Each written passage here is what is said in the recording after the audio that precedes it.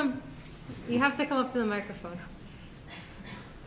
And if you could just state your name please.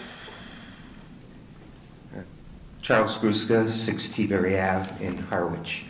And grandparent of 2 students who are in the Monomoy Middle School on school choice, living in Brewster with an opportunity. Does the public have an opportunity to make comments about the budget presentation as opposed to questions?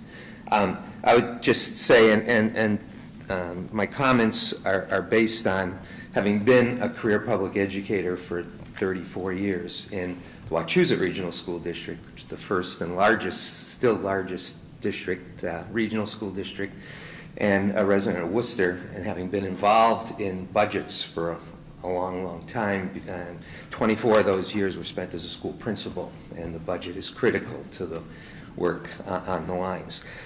My perspective is I have tremendous enthusiasm. I've only lived in town here for 3 years officially, visited since 1971, but 3 years ago Monday I purchased a home in Harwich. Happy anniversary. Thank you.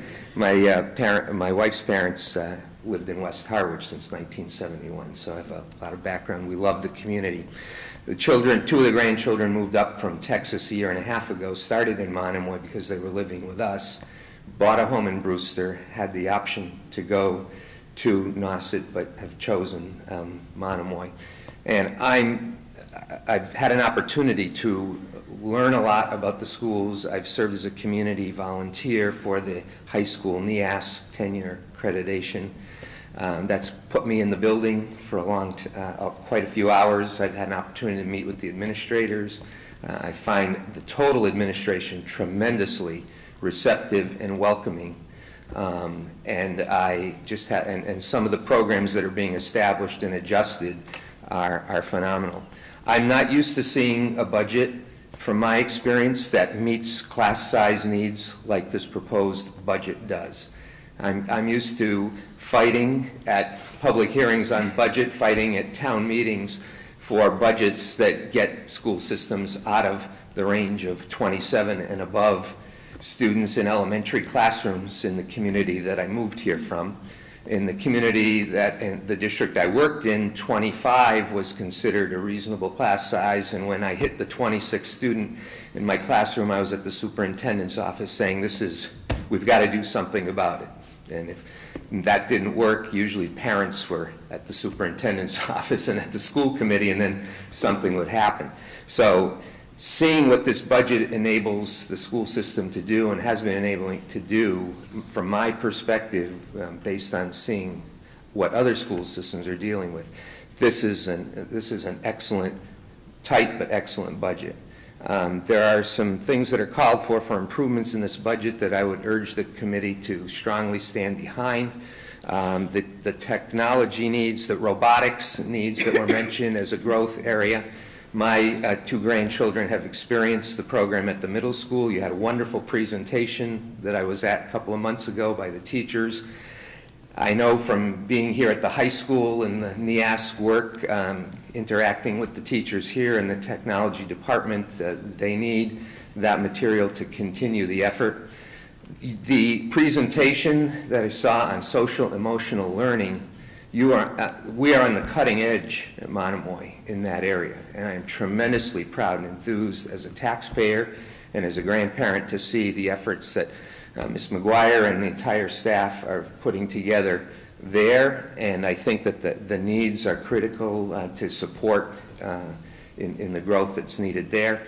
Part of my background was as a school counselor and special needs teacher, and prior to becoming an administrator, the need for additional adjustment counselors and balancing the workload between school evaluation team coordinators and adjustment counselors. We need to maximize counselors who specifically do counseling and work with families and students. So I would just comment that I would hope whatever the budget has to happen to it down the road, I would love to see that as a priority area to maintain in this projected budget.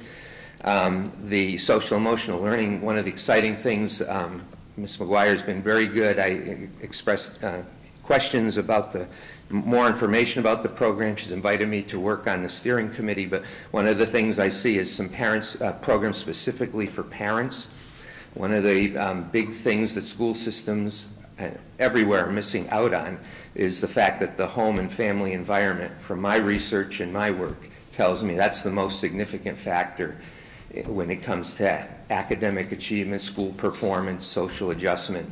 And most communities are neglecting doing things for parents. I see specific programs for parents built into the social emotional learning plan of the district, and I see a request to expand and support that growth here within the budget.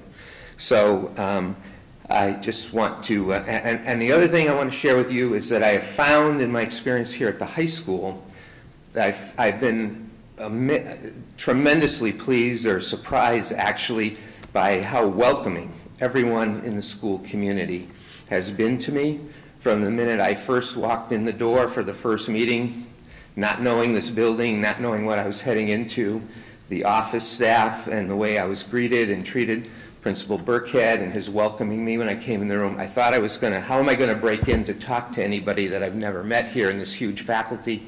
I was immediately welcomed, and I've had the experience of being continuously welcomed, and I've worked with the faculty. They're tremendously professional. They're not only dedicated to the efforts in the classroom in their specific areas, but they are dedicated to the mission of the school, and they're dedicated, and even this NEASC thing, which in many communities for many people on a faculty is one big pain in the neck, has good purposes, but it's a lot of work outside of what you specifically wanted to do and came into education to do, working with the kids. They have taken an amazing attitude. The staff is so supportive of one another. I've had the same experience at the middle school. The principal, assistant principal have been very welcoming, very opening to talk. Tremendous music programs at both schools. I'm a lifetime musician. That blows me away. I hope you'd never do anything to cut back ever in that area. I'm amazed at what the students can do and their capabilities. I'm a member of the Chatham-Harwich Newcomers Club, 650 seniors, mostly retired taxpayers who don't have, for the most part, children in the school. Many of them attended the concert, the holiday concert here at the building. For many, it was their first time in the building, and it was their first time hearing a school performance. And I can't tell, there were over 80 members, I believe, in attendance. And I can't believe the talk afterwards about the facility, first of all, because it was the first time in the building for many of them who support it with the taxes but don't have children in the school, and the capabilities of the students through the tremendous performance put on through the leadership of your music personnel. And you've also done a great thing last meeting, changing the social studies curriculum to bring in government and civics in the 8th grade as a requirement. That's an area where a lot of educators that I speak to have been very concerned. In this age of accountability, a couple of areas have been lost track of. Everything has become academics and the 3 major areas that are tested for accountability. And what has been lost in many cases has been the other part, the human component. Competence is well taken care of, but caring and getting along well with and caring about others. That's why the social emotional component is so important in the budget. And also, all the subject areas that are not in the accountability testing, social studies among them, have tended to take a back seat as the focus has become on what are our scores, how are our scores doing, how are our scores doing in relation to other communities. One of the big concerns many people that I've spoken to have had is we have no way to measure, because there's no accountability, how well could our students who graduate from the high school measure up against people who are taking the civics portion of the naturalization test to become citizens of our country? Shouldn't we want to be assured that our students would know as much graduating from high school as you would need to know to become a citizen in the country? Thought that move was a major step last week. It's not something that's necessarily budget related, but it reflects in the quality and cutting edge vision of the school district that I've perceived in a short time here at the school. And believe me, I've been a major critic of schools and school systems when I've seen inadequacies in those school systems.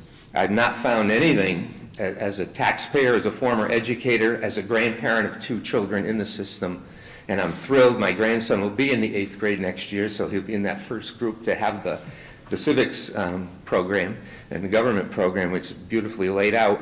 But I have not found anything that I could take the system to task with. I am very happy that they have made, my grandchildren's family made the decision to school choice into Monomoy.